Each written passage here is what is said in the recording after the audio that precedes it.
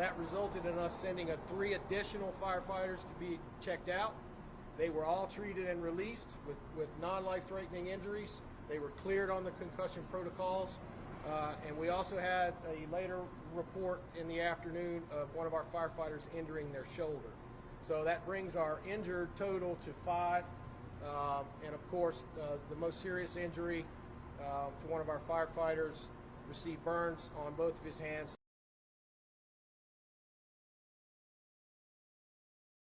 Any number of ignition sources inside the building. It could have been HVAC unit with the building pressurized like that with gas, with the natural gas. Could have been something as simple as a light switch. Any kind of spark, any kind of electrical charge could have ignited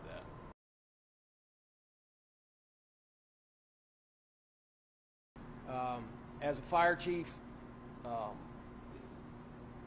the worst words that you can hear come across the radio are Mayday, Mayday, Mayday. I was here in the building when I heard that call come in.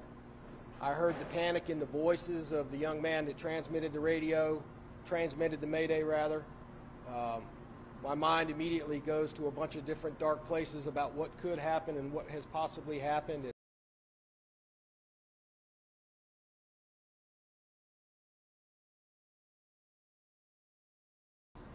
From what I saw, what I heard yesterday, monitoring the radio and the entire situation, the reports that I was getting back, the comments that came from our partnering agencies, I believe that this organization and this community handled that situation extremely well.